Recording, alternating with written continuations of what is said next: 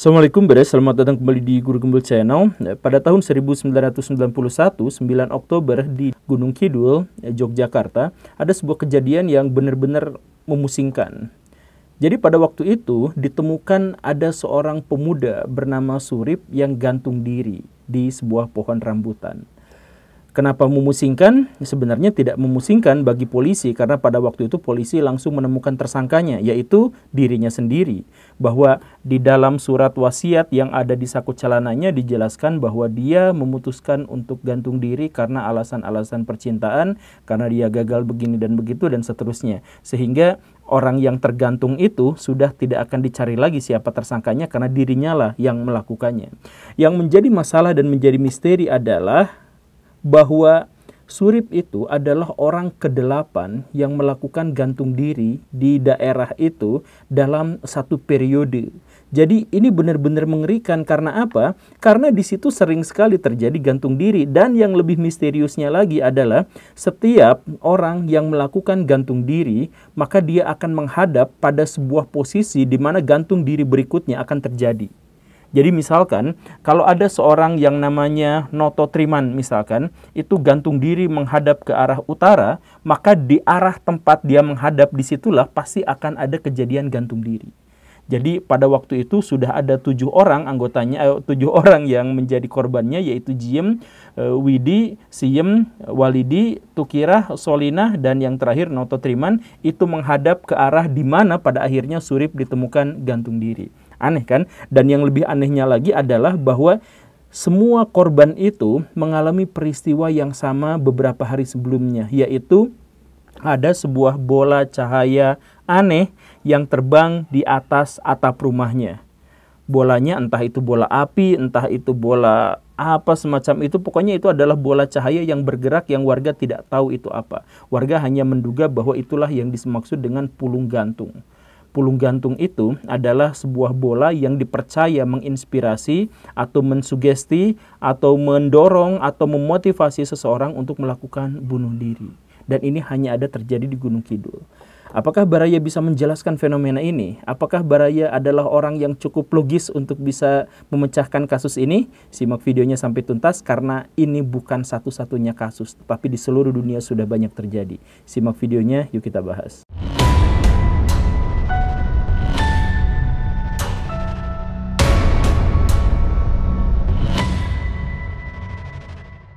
Mungkin ada sebagian di antara Baraya yang berpikir bahwa apa yang saya sampaikan barusan itu gak terlalu seru karena kasus yang disebutkan itu terlalu jadul pada tahun 1991 gitu.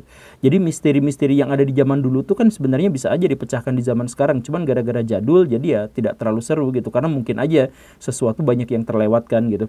Tetapi satu hal yang harus digarisbawahi bahwa angka bunuh diri atau angka gantung diri di Gunung Kidul sampai sekarang masih sangat-sangat tinggi. Bahkan salah satu yang tertinggi di Indonesia. Misalkan data terbaru saja atau tahun 2021 saja disebutkan ada 38 kasus gantung diri di satu kawasan itu saja. Artinya apa? Rata-ratanya setiap 10 hari ada 1 orang yang gantung diri. Nah, kenapa bisa seperti itu gitu? Ada beberapa skeptis dan kebanyakan para ilmuwan menjelaskan dengan cara yang sangat sederhana. Di antaranya adalah bahwa ada 3 masalah gitu. Yang pertama, Gunung Kidul itu adalah wilayah yang miskin bahkan sampai sekarang. Salah satu yang paling miskin di Pulau Jawa dan paling miskin juga di Yogyakarta. Sehingga tekanan dari kemiskinan itu bisa saja mendorong orang untuk melakukan tindakan-tindakan yang membahayakan dirinya secara sengaja. Kemungkinan yang pertama. Kemudian yang kedua atau faktor yang kedua itu adalah bahwa orang-orang di sana itu masih kental terhadap kepercayaan-kepercayaan lokal kuno, di mana kepercayaan-kepercayaan itu tidak terlalu menakut-nakuti orang atas dampak yang ditimbulkan dari bunuh diri gitu. Jadi kalau misalkan dalam Islam kan ada ancaman kalau bunuh diri berarti neraka begini gitu ya. Dalam Kristen juga begitu dan sebagainya. Nah, tetapi orang-orang Gunung Kidul itu banyak yang masih menganut kepercayaan-kepercayaan lokal di mana mereka relatif permisif terhadap bunuh diri itu. Atau menganggap bahwa mengakhiri hidup itu sebenarnya adalah bagian dari siklus manusiawi yang memang harus dijalankan gitu, gak jadi masalah gitu. Itu alasan yang kedua atau faktor yang kedua. Kemudian yang ketiga itu adalah bahwa histeria massa. Jadi ketika ada 1 orang meninggal dunia gara-gara gantung diri, kemudian berikutnya diikuti, maka orang akan mencocokologikan dan kemudian menjelaskan bahwa kalau ada pulung gantung atau kalau saya melihat pulung gantung, maka saya harus bunuh diri dan seterusnya dan seterusnya. Ada banyak kemungkinannya seperti itu. Nah, itu adalah penjelasan para ilmuwan atau orang-orang yang skeptis. Tetapi ada satu di sini yang terlewatkan, yaitu keberadaan pulung gantung. Apa itu pulung gantung? Pulung gantung itu adalah bola melayang bercahaya lewat di atas kita.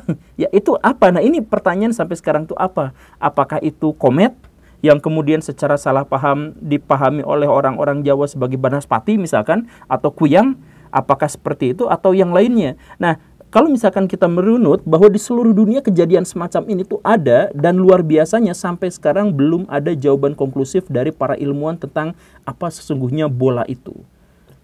Dan kenapa masyarakat Jawa dan masyarakat dunia sering melihat bola ini. Saya yakin di antara baraya yang nonton video ini juga ada orang-orang yang pernah mengalami melihat ada bola bercahaya terbang. Entah bagaimana, tapi saya yakin baraya pernah melihat yang seperti itu. Saya pun pernah sebenarnya melihat yang seperti itu, tapi kok nggak bunuh diri ya? Ya nggak apa-apa, tapi misalkan mari kita lihat beberapa laporan yang ada di barat gitu ya, yang setelah saya verifikasi kayaknya ini memang terpercaya gitu. Yang pertama kejadian tahun 1809. Jadi kapal HMS Warren Hastings di Inggris itu disatroni oleh bola-bola cahaya terbang di kapal lautnya itu. Nah, bola yang nyerangnya itu 3 biji. Jadi ada 3 awak kapal yang disamperin pada waktu itu. Yang satu menyentuhnya dan bola itu meledak menghancurkan dirinya, menghancurkan awak kapal itu dengan suara yang benar-benar memekakan telinga. Yang kedua lari dari bola itu tapi tetap kena. Jadi dia tidak meninggal tetapi mengalami luka-luka. Yang ketiga melawan dan hancur, bolanya pecah dan dianya juga meninggal dunia. Jadi dari 3 bola itu 2 awak kapal meninggal, 1 luka-luka. Dan menurut kesaksian orang-orang yang ada di kapal itu, setelah ledakan terjadi bau belerang menyengat terjadi di situ. Itu laporannya. Kemudian laporan berikutnya tahun 1852 atas nama Willy Ley. Jadi di Paris dia menyebutkan ada bola segede kepala manusia yang berjalan dengan sangat lambat. Nah, kalau disentuh tek meledak, dem. Dan ada orang yang menjadi korban pada waktu itu. Dan kemudian ada kasus lagi yang bahkan diceritakan oleh Kaisar Nikola II dari Rusia, kaisar terakhir. Dia menyebutkan bahwa suatu kali malam-malam di sebuah gereja ketika mereka sedang mengadakan kebaktian, itu ada badai. Nah, seperti sekarang ini sedang terjadi badai di luar sana. Ada badai yang kuat. Dan badai itu dilengkapi oleh petir, oleh gemuruh, oleh angin yang luar biasa. Nah, di antara fenomena-fenomena yang mengerikan itu, ada ratusan bola-bola cahaya yang datang menyerang gereja itu. Jadi ngelewatin gereja itu gitu. Nah, bahkan di antara bola-bola itu ada yang masuk ke gereja, bahkan dekat sekali dengan kepala Kaisar Nikola pada waktu itu. Cuman pada waktu itu dipahami oleh orang-orang di sana bahwa ini adalah serangan iblis, serangan setan. Maka mumpung di gereja mereka mengeratkan tangan dan berdoa habis-habisan menghadapi bola-bola itu. Dan alhamdulillah bola-bola itu tidak membunuh siapapun yang ada di gereja, tetapi hanya merusak beberapa bagian di dalamnya saja. Karena meledak, dem, kemudian merusak. Nah, ini apa? Sampai sekarang tidak diketahui. Saya menyebutkan di sini kasusnya hanya 3 aja, tapi sebenarnya di sini ada ratusan. Ada ratusan laporan. Ya, kalau misalkan nanti kita bahas bikin ininya banyak sekali, memang ada laporan-laporan yang menjelaskan tentang bola-bola yang aneh ini gitu. Jadi ini tuh sebenarnya bola apa? Jadi terbang gitu, kemudian bercahaya dan tidak diketahui itu apa gitu. Ada yang dilaporkan dia membuat orang tersugesti untuk melakukan gantung diri seperti yang tadi di Gunung Kidul. Ada yang menjelaskan bahwa dia bisa berubah menjadi makhluk yang aneh seperti yang diceritakan orang-orang Bali. Ada juga yang menjelaskan bahwa itu sebenarnya muncul gara-gara atau berhubungan dengan badai dan gempa bumi. Ada yang menceritakan seperti itu dan sebagainya, tetapi bola-bola itu sampai sekarang tidak dijelaskan.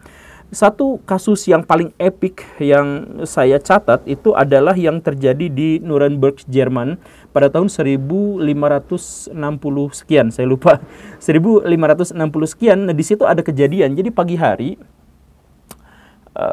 warga beraktivitas seperti biasa, tetapi kemudian warga mulai menyadari bahwa matahari itu kan bulat gitu ya. Nah, ada bagian matahari yang seperti coplok gitu, bentuknya seperti bulan sabit, tapi ternyata tidak coplok, mataharinya tetap utuh seperti itu, cuman di depannya itu ada objek seperti bulan sabit, coplok, warnanya tuh merah darah.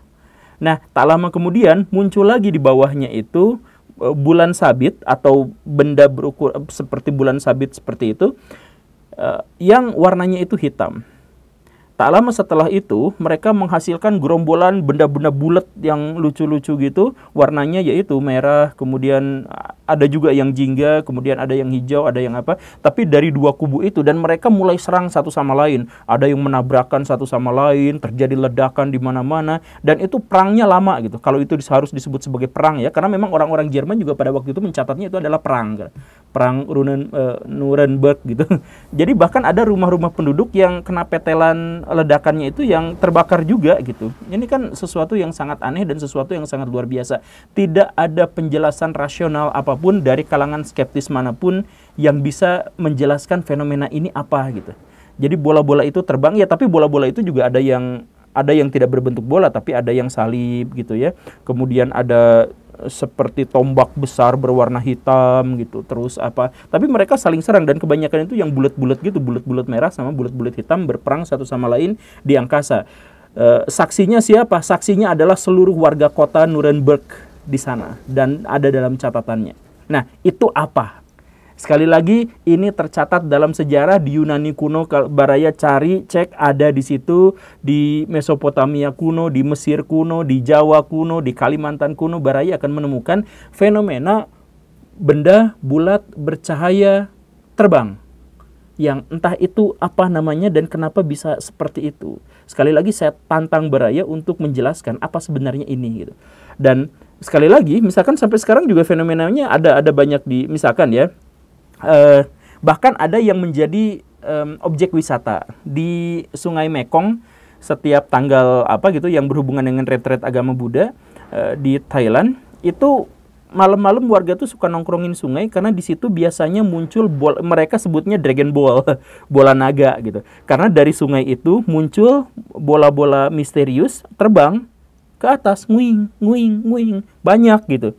Entah itu adalah metana, entah itu apa, maaf ya, karena entah itu apa, pokoknya yang jelas sampai sekarang itu rutin bola-bola keluar dari Sungai Mekong, bola-bola cahaya. Mungkin ada yang bisa menjelaskan, tetapi sampai sekarang saya pikir belum ada yang bisa menjelaskan secara konklusif. Kemudian ada juga misalkan di Texas, Amerika Serikat, ada yang dikenal sebagai Marfa Light, yang dilaporkan sejak tahun 1800-an. Jadi, kalau misalkan kita ada di sebuah gurun di Texas, kemudian kita lihat ke arah pegunungan, di situ tuh suka ada bola-bola terbang bercahaya. Tapi terbangnya tuh kadang-kadang gini, kadang-kadang gini. Jadi kadang vertikal, kadang horizontal, kadang diagonal, kadang vertikal, vertikal, vertikal, turun lagi diagonal gitu. Jadi macam-macam. Dan geraknya juga nggak terlalu cepat sehingga bisa diamati dengan baik. Bahkan penampakan itu terjadi selama berjam-jam sampai subuh bahkan. Sering kejadian seperti itu disebutnya sebagai Marfa Light. Ada yang menyebut bahwa itu adalah cahaya mobil gitu ya yang terpantulkan oleh atmosfer sedemikian rupa. Ya, tapi kalau memang seperti itu kenapa juga laporan pertamanya itu terjadi pada tahun 1800-an gitu, di mana lampu mobil belum bisa seterang sekarang gitu. Kan itu juga aneh gitu ya. Atau ada juga yang aneh tuh di tahun 2023 kemarin bulan Januari. Jadi di Gunung Merapi itu waktu gonjang-ganjing katanya akan meletus apa, di situ kan ada cahaya bulat ya seperti pulung gantung. Tapi kalau misalkan kita lihat videonya dan dibandingkan dengan ukuran gunungnya itu kayaknya bolanya besar sekali, segede apa ya? Ya segede King Ghidorah mungkin. Ya tetapi itu apa sampai sekarang juga belum terjelaskan. BMKG juga tidak bisa menjelaskan itu apa, tapi sebagian orang BRIN menduga itu adalah satelit yang sengaja dijatuhkan karena sudah menjadi sampah. Ya kan satelit-satelit itu ada SOP-nya, kalau misalkan sudah layak untuk dijatuhkan ya dijatuhkan saja. Nah katanya seperti itu, cuman masalahnya adalah sejauh yang saya ketahui satelit-satelit itu kalau dijatuhkan pasti tidak akan dekat dengan pemukiman. Jadi nggak mungkin dekat dengan Pulau Jawa tuh nggak mungkin karena di situ terlalu padat gitu. Kan biasanya di Point Nemo kan ini di situ kita juga nggak tahu. Tapi mungkin juga tidak. Yang jelas itu menambah koleksi kita atas fenomena yang sangat aneh terkait dengan bola-bola bercahaya di langit. Sekali lagi saya minta Baraya untuk kolom komentar jelaskan menurut versi Baraya apa bola-bola yang dimaksud itu dan apa kekuatannya. Terima kasih karena sudah menyimak. Saya Guru Gembul di sini di tengah badai, tapi nggak ada bolanya. Assalamualaikum warahmatullahi wabarakatuh. Nggak ada bola.